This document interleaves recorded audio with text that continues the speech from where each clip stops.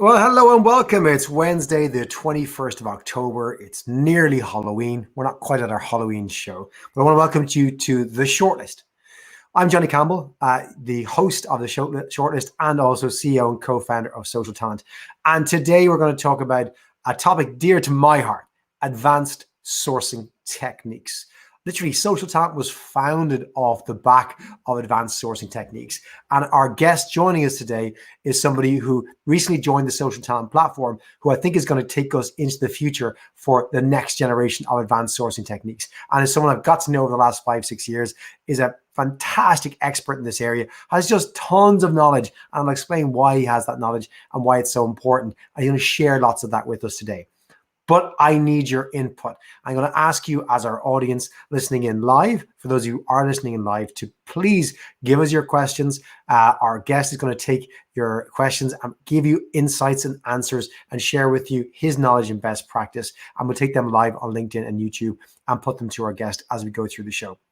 Quick reminder for those of you perhaps are new to the show, or if you only have a few minutes and want to come back to this, you can find out our entire back catalog is listed at socialtalent.com/the shortlist.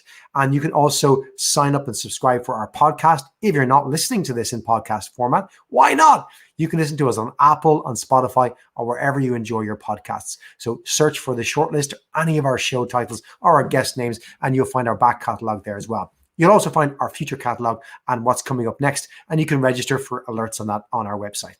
But back to the show.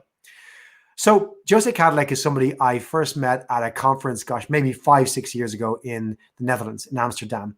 And at the time he came up to me and he'd written a book on sourcing, introduced himself to me and gave me a bit of background on his what I thought was very unique background. He has since then really built on his reputation to become literally one of Europe's premier sourcers, somebody that a lot of people look to for his expertise, not just because he's extremely smart. He's an ex-computer engineer who became a sourcer, which really excites me just knowing that background, but because he lives and breathes this every day. He runs with his business partner in Milan, an RPO company in the Czech Republic called Good Call. He also runs a recruitment training business called Recruiting Academy, and he has a software business that builds recruiting software for the industry. Literally, this man has an enormous amount of energy and actually literally just came through COVID and didn't even know he had it because he was so goddamn busy being on podcasts, running shows, teaching people, running a business. Jose, I want to welcome you to the show. I'm so excited to have you on the show. I've been waiting to talk to someone like yourself, someone who really understands this industry and probably even better than me. And I don't say that lightly, but really lives and breathes it more than I do today, lives and breathes the advanced sourcing techniques. Jose, welcome to the show. Maybe if you want to add some more color to our guests and literally maybe in your own words, just describe your own background and what makes you who you are today. Hello, Johnny. Hello, Johnny. I just, as you mentioned that, I remembered like the sourcing summit in Netherlands. I remember that I was actually back then thinking like how to enter the global stage of sourcing, because imagine you are there active, doing videos and content about sourcing. LinkedIn, it was kind of like covered, it was standard. And if I remember correctly, I entered that with some kind of like hacking things, totally. I utilized my computer background and took this as my advantage. And I think that's what I do since today. We are changing the industry by the application of technology and analytical approach. So, yeah. And I've always been amazed. You've bowled me over with some of the cool techniques you've demonstrated on stage, which I think really just push people to think differently about sourcing and think differently about data collection, information, how you use that. But critically, you're not just somebody who gets up and speaks. You literally have employees who need to do this on behalf of massive big multinationals every day to fill real jobs. And therefore, I think that gives you a unique position to not only come up with the ideas, but really battle test them to see if they work. Yeah. So we're excited to hear what you have to offer. I know we've got guests, Catherine's online. Hey, Catherine's on YouTube watching this as well. We've got tons of people hopefully tuned in and listening, whether they're live or listening to the podcast to hear your techniques. But before we get to your fantastic advice and your advanced sourcing techniques, Jose, it's that time of day. It's time for the news.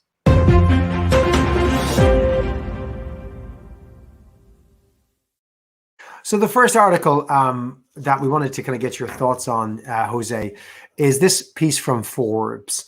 And It promises to be, hopefully, a great article, The Great Rehiring, 4 tips for finding great talent after the pandemic. What did you think of these tips? To be honest, like it's Forbes, yeah. So I think the tips might be a little bit vague or general. Like for example, one of the tips, like use LinkedIn and reach the passive talent. Yeah, that's what we do every day, but it's not that simple. But of course, definitely there might be companies not using LinkedIn at all, maybe since today. So for them, it might be definitely a step up. But I think we should be talking like what's new on the market with sourcing. What's maybe companies are now not struggling with the volume of candidates. The volume might be there. You put their advertisement, but maybe you are still missing the quality.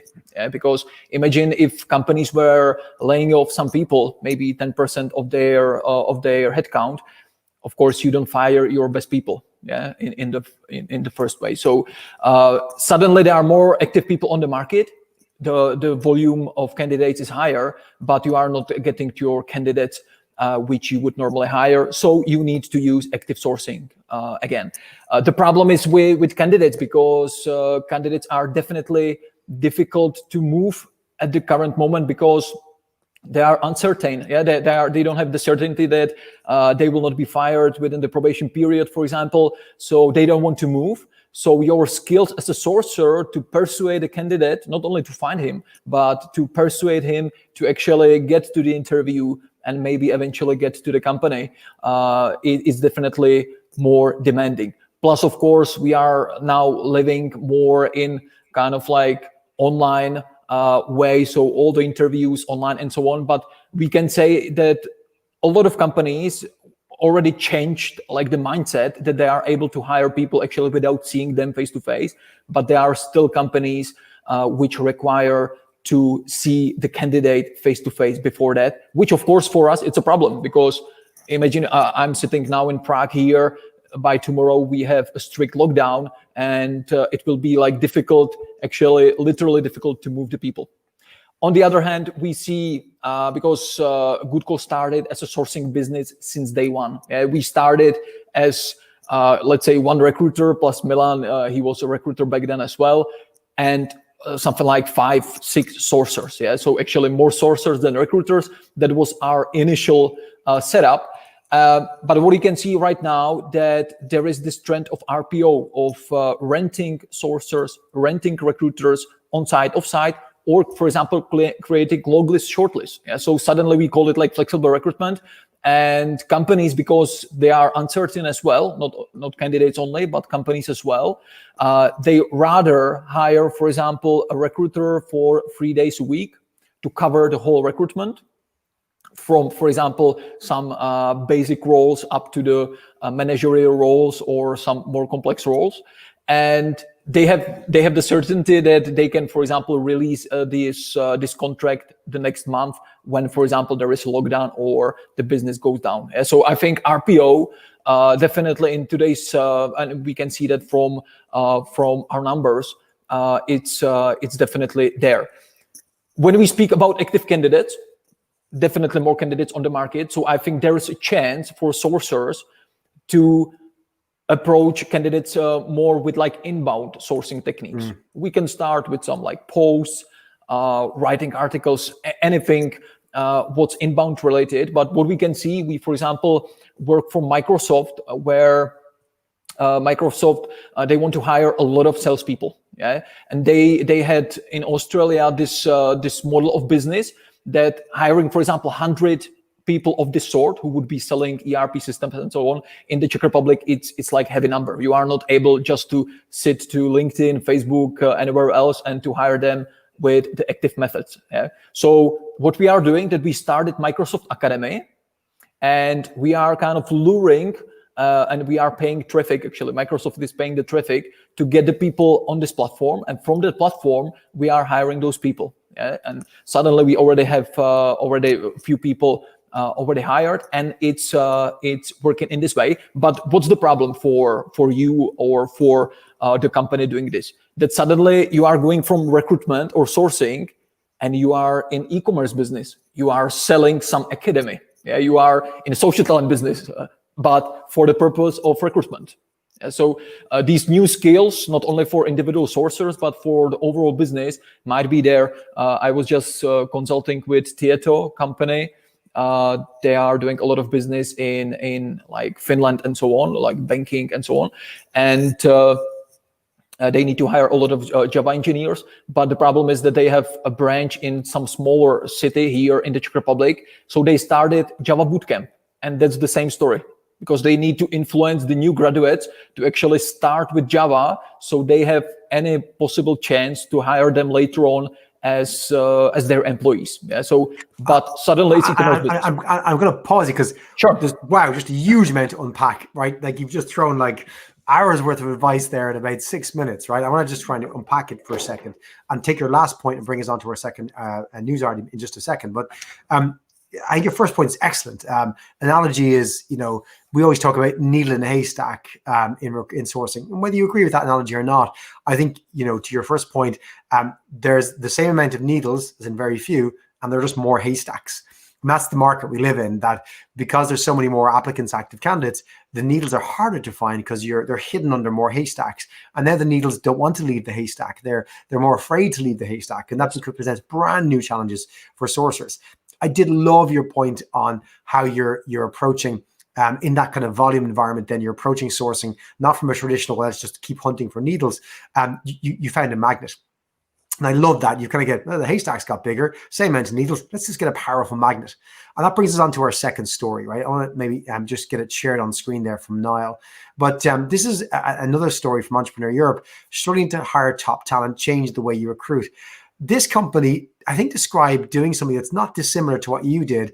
They've gone to a different market. They've decided to change where they normally look. And they've not quite done this exact same thing, but they've used education to basically upskill a group of people. So not just attract them, but to upskill them and then make them ready for the job. Talk to me about this method, and maybe expand a little bit more on the big magnet method that you're using for sourcing. So what do you think, first of all, of this article and this method that was being discussed by Infosys and how they're finding talent? Yeah. And then maybe take that back to the example you just gave me. I think that the bottom line of this article was actually about like reskilling, upskilling of those people. There are a lot of, I think one company, they got funded that they are preparing like reskilling sabbaticals for their employees. So instead of firing them, we can put them to this sabbatical, they reskill. But I think, yes, like the idea is perfect, but I think sometimes in practice, the reskilling doesn't work because you are not able to reskill just somebody to be a programmer, yeah, and so on. So sometimes the reskilling of the talent might be quite difficult. And we are, I was just talking with a friend of mine. They are doing a lot of these AI things, and they are really changing the market where they suddenly fire 40 quality engineers from the factory. And now it's a question like what to do with those people. They will probably not become AI engineers, yeah, which would be the skill actually this company would be needing at the moment. So I think definitely Infosys did a great job on utilizing, as they mentioned, a cheaper talent, yeah, 25% cheaper, and it was also about that the skills are getting obsolete. That's definitely true. You are studying 4 years somewhere, and then your education might be obsolete. Even if I think that like the basic fundamentals and principles will actually never die. Yeah? If you study, for example, math or algorithms or programming, then of course maybe it's a question that if you are an older programmer, you programmed in COBOL, now you are programming in Python, but like the principle is the same, and you can use the mathematics somewhere else. When you are AI engineer, suddenly there is a demand for this AI workforce. You can actually still, as AI engineer, you need to be skilled in, for example, programming, because that's like underneath. Yeah? So that's definitely true, and people can move faster in the learning curve.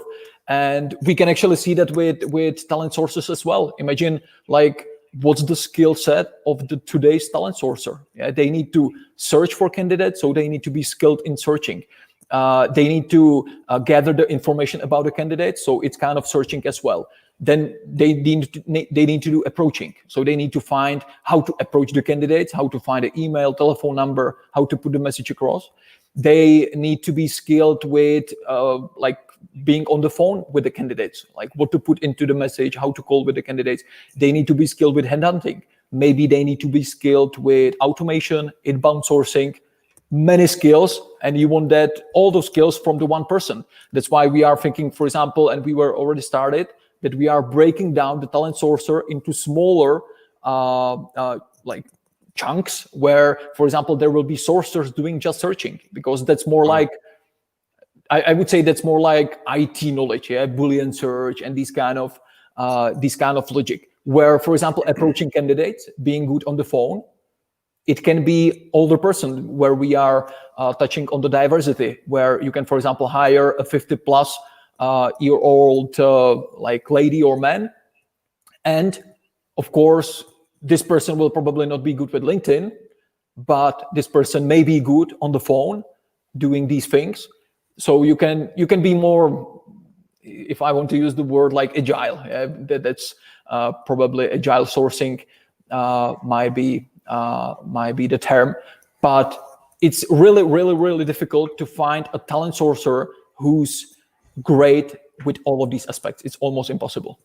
Because it's crazy, because it used to be a case people say it's hard to find a recruiter who's kind of really good at all the aspects. So we broke out sourcing from other parts of recruiting. But now you're saying, if I'm hearing you correctly, we're breaking out sourcing into its distinctive functions and tasks, dividing up the labor and looking at who's best. And again, different opportunities. Maybe the 50+ person is brilliant at sourcing, but maybe the young person is brilliant at engagement. Of course, it could go either way. But I love the idea that you're kind of going, find a person who's really good at a part of it. And if you have volume, which to your point about RPO and large recruiting teams, you have volume, it justifies you having specialists at each part of the funnel. Yeah. Have you seen, operational throughput increase? Have you seen the productivity gains of that already? We are testing that, definitely. We are testing that. Just we started with one team it was actually not IT, but a commercial division. But imagine this, for example, with the automation, you realize sooner or later that not all of your sourcers will be actually on the same level. Yeah? So you have the best sourcer. The best sourcer knows, for example, a different type of automation tools. He can work with that and so on. But other sourcers, it will be, I would say, like overhead for them actually even to teach it, to educate them in this skill. So you have no other chance that this person good with automation will be doing just the automation and helping others. So one person is creating long lists, and other person is taking the long list and doing, for example, the approaching. Another person is taking the short list from that, for example, and doing some more thorough screening. It might be like that. So definitely I can say that we are pretty good with the benchmarks since we started, because over that 6 years we already hired many sourcers, and even the growth was quite rapid, which I believe that's also the main reason of the business model. There are not so many companies here in Central and Eastern Europe who would be working in this business model. Sourcers, like many sourcers, and less recruiters. Usually there are companies having recruiters and few sourcers. This is not a sourcing model for me. And tell me, if I'm a sourcer listening to you today, Jose, talk to me about strategy. What are the basics around what I need to have organized when I'm thinking about my sourcing strategy? What is your advice to a sourcer, experienced sourcer, or someone starting out around strategy? Sure. I think like I usually, and we here at Good Call, we usually stick to, I would say, 3-step strategy. The first point is to maximize long lists. Even if you will not utilize the whole long list, you should be able as a sourcer to know how many people, if I'm hiring, I don't know, lawyers, for example, I should be able to know how many lawyers are there, and I should be able to actually get to all of those lawyers, because maybe it will be a difficult client, maybe difficult hiring manager, difficult role, difficult position. So maybe the response from the candidates will not be ideal as you would expect. And you never know how many people you will need to get approach to get that one higher. We, for example, know here that we need to approach about 70 people to get that one higher. Of course, this is a mixture of IT and non-IT, or let's say like also like engineering, automotive, and so on. It's everything all together: finance, marketing, tech, and so on. It's 70. Of course, when you are a company hiring just in software development, you will most likely be having over 100 approach candidates per that one hire. I know companies here, for example, who are having this 300 approach candidates to get that one hire. Obviously, that's IT company. Yeah. So it's, as you can see, it's quite a lot of work. So you need to have that long list on a maximum, which is, I would say, almost like a mindset, working with what we can call exhaustive sourcing or exhaustive searching. And are you saying like you would get to 70 or 100 before you contact a single person? Or what do you mean by focusing on the long list? When I'm creating the long list, I create the long list and I put there, for example, 600 people. Even if I know that when I approach, for example, first 100, then I will get that higher. But I should be able to know, even like if I will be reporting to a manager, how many potential candidates are there on the market, which means also like what's the probability that we will actually fill the role. Or for example, the company Tieto, they mentioned they need to hire 40 Java developers. So imagine 40 times maybe 150. Are there enough people, even like theoretically on the market, which you can eventually approach to get those hires? Yeah. So maybe then you will approach 70 people, you will get that one hire, but you can report to the manager, there are other 500 people we could possibly like approach if that's necessary. And of course, for this, the exhaustive searching, where you need to work, like if I speak practically, it's of course about keywords, but I would almost say that it's about doing more simplistic searches. Instead of searching for software tester, you should be rather searching for tester only. Yeah, because with software tester, you are limiting your search, as well as when you are searching for verification engineer or validation engineer, I would use just verification or validation, because the person might be verification engineer or verification specialist or verification whatever else. Location, it's quite crucial. Now there are changes in LinkedIn with the location. A lot of people, they don't use, for example, a city as their location. So if you are sourcing people in Dublin, there will be definitely many, for example, engineers or candidates in Dublin, but they don't have Dublin zip code or a city on their profile. You need to be exhaustive with location to get to those people. But the perfect thing is that you are actually increasing your competitive edge by doing this, because you are getting to people you can have actually more exclusively for you.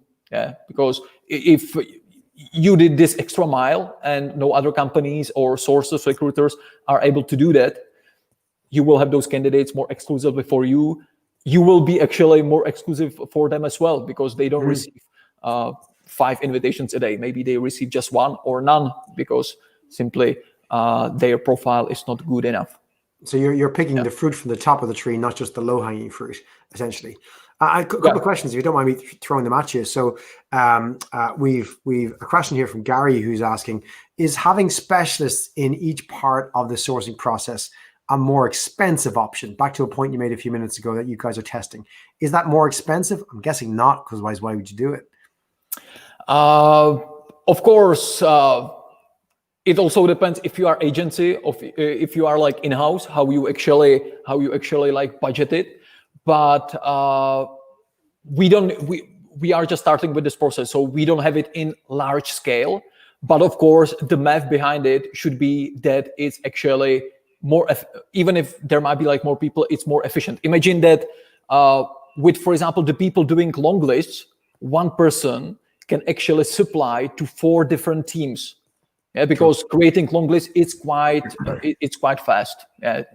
In one day, that one person can supply more teams with the long list and improving the long list on the fly, where of course approaching is more time demanding part. So of course you still need, for example, when you are hiring marketing people, still in the team, for example, there will be 2 other sources doing the screening, but the time for long listing will be, for example, just a quarter of time of some shared resource supplying for more teams. Yeah, so of course our goal as well as our goal is to be efficient. That's like budget efficient as well, of course, not only time efficient and so on. So it's not guaranteed. You have to do it right, and you have to scale it properly. But in theory, it should be. This is also like a question, like having, for example, having like a sourcing hub of sourcers. So imagine that you can have like a hub of 5 sourcers supplying more locations, or is it better to have like in-house? Yeah, it's also dependent type of roles, the volume of roles you are doing, and so on. It's not that simple. You need to calculate it. We have a good question from Paul Davis. He's asking, Jose, in your opinion, is LinkedIn the main go-to when sourcing, or is this just a learned bad habit that we all have? Like, to be honest, when I check, for example, our source of hire at our database, we can see that, of course, now it will be probably like 60%, it will be DataCruit, our internal database. But when I would go deeper, how those people landed in our database, it will be still something like, for example, 60-70% LinkedIn, and we do mid and higher positions. Yeah, so I know that there are a lot of like people saying things like, you need to go beyond LinkedIn. Probably not. Yeah, that's I would say my advice, like, don't be romantic about how you hire employees. Maybe LinkedIn, yeah, it's too boring now. It's not that cool. Maybe you would like to hire those people on TikTok, but simply check the stats, check the numbers, and you will see maybe LinkedIn is the way to go. Yeah, because of course, when I break it down, we have our mobile app as well. Of course, there are roles where we go to Facebook and so on, but still, like, the major number is still LinkedIn. So don't be afraid to say, yes, I'm hiring mainly on LinkedIn. But hiring on LinkedIn, it's not like it's not black and white. Yeah, it's not like Boolean 0 or 1. You can do it. You can do it on average. You can do it in a good way, great way, in a bad way. Yeah, it's about other tools you combine with LinkedIn. So it's not that simple. Yeah, if some of our sourcer is telling me, like, I searched LinkedIn for this role, it's not black and white. You need to tell me, like, how exactly, what did you do? That's why we are doing a checklist at Good Call, where you can actually audit to the back what the sourcer actually did. And if there is a new sourcer, he can learn from these checklists, and he can start from some checkpoint and improve, for example, the search queries, and not starting from the scratch. So we mentioned automation a couple of times.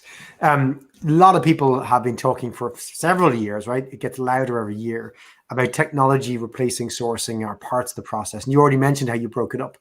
Is there any interesting tech out there that you've seen or used or you're currently using that you want to share with, or you're interested in, you can share with our audience, that you think that's one to watch, or here's a practical tool that is viable, or this type of thing can work to deliver some or all of the sourcing function? I think when we speak about automation, and automation, maybe it's already too boring now. It's AI, machine learning, right, and so on. But we can start from the basics. We can start from the things that, for example, you can use, for example, plugins like Prophet, where you can open, for example, someone's Facebook profile, and you can immediately see if the person is on LinkedIn or Twitter as well, and you have a shortcut right to the profile. Because imagine, our sourcers are doing this on everyday basis. They approach hundreds and screen hundreds of people every day. We know that, for example, a good sourcer at our company, they need to do 3 to 4 telephone screens per day to deliver those results. So they do everything in bulk. So just saving 1 minute prepare a screening of someone's profile will actually save you a lot of time in the long run. So such like, for example, Prophet or in LinkedIn, Connectifier social links. Now there are some problems with this plugin because LinkedIn changed the design and probably the plugin hasn't adjusted yet. But Connectifier social links, perfect plugin when you open someone's LinkedIn profile and you can see in the bottom right corner other social media for this person. That's for me automation as well. That's production automation of some process as well. Of course, then we go. Sorry. No, go on. Keep going, please. Then we can go like to things like, for example, email sequencing. Yeah, we use, for example, Mixmax. You can use Lemlist, and normally you would be doing follow-ups. How it starts manually. Yeah. So you send email and you say, okay, in 4 days I should follow up this candidate. So I will put a note into my calendar, but suddenly you have 100 notes in your calendar that you should do these follow-ups. So you can use, for example, some semi-automatic way. And actually I'm describing this in the course automation at the SocialTalent platform as well. And you can put there, for example, into followupden.com like a semi-manual note, and you will be notified after 4 days. Or you can use Mixmax or Lemlist, where you do the full sequencing, that you schedule 3 different emails. You can put there gaps between those emails, and when the candidate actually replied to your message, the candidate will be cut out of this loop, and other messages will not be sent to him as well. Yeah. So then, of course, now quite popular LinkedIn automation. Yeah, things like Phantom Buster, things like LinkedIn Helper. LinkedIn Helper currently has the new version, number 2, which is the desktop version, and you can create workflows. So you can create actually sequencing. You can send invitation.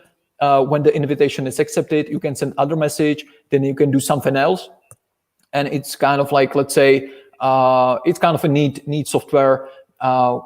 Everything is nicely done, and you can create a different kind of campaigns within one account, for example. Yeah.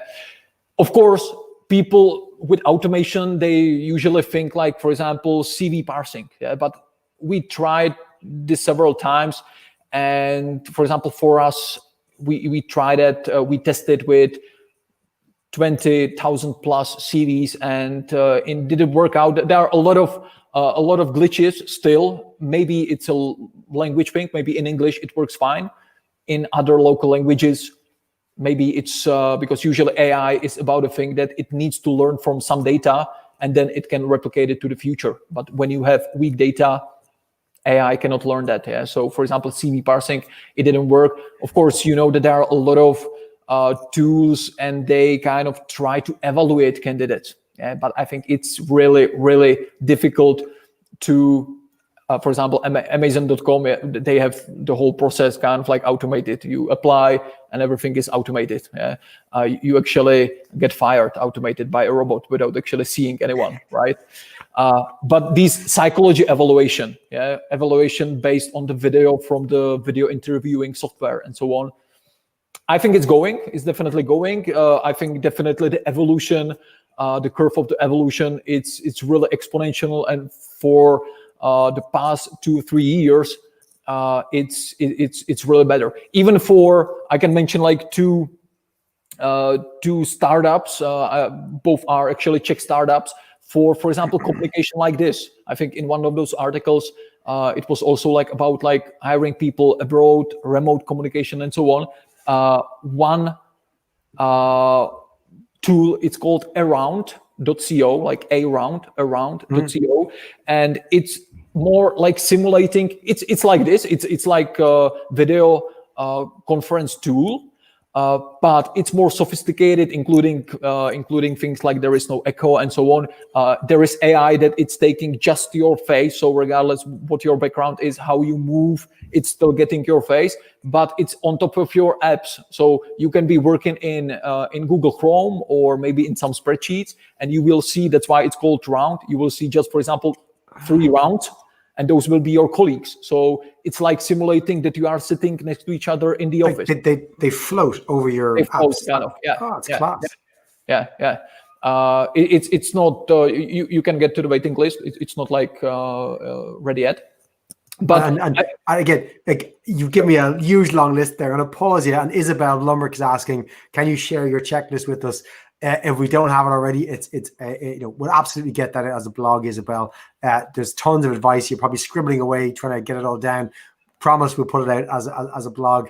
And if you're a SocialTalent user, Jose's new courses are some have gone live, more go live in the next few weeks as well with all of those tips.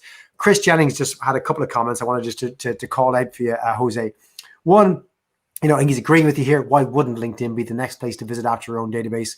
Sourcing is about going to the obvious place first, then going from there. But an interesting follow-up point he made is that if for diverse hiring, maybe you should be looking outside your normal go-to places to reach diverse talent pools. Is this something that you've seen with your teams, that you have requests to say, find more diverse talent, whatever diverse looks like, or the need is? And when you're looking for diverse talent who you don't really expect to necessarily be on the same platforms, or maybe they are, maybe that's a misnomer. Maybe diverse talent is on the same platforms, but it's harder to find. What has been your experience in terms of sourcing for diverse talent? To be honest, imagine the Czech Republic before COVID, 1.9% unemployment rate.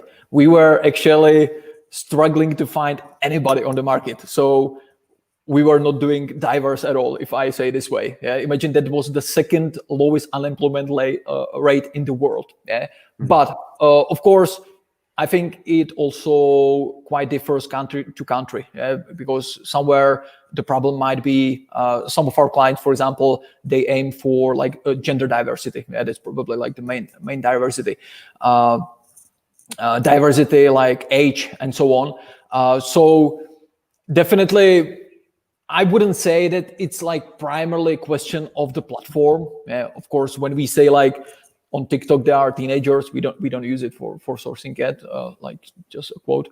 But we cannot say like going to Facebook we will find a different people than we can find on LinkedIn. Of course, the group is slightly different, but practically for our roles, it doesn't work that way. Yeah. So when we need to look, look more and search more for women, it really is not like platform dependent. You just need to know how to search for women on LinkedIn, which is not like there's no button men women. So you need to, for example, work with names, something like that. That's probably the only way how you can do that.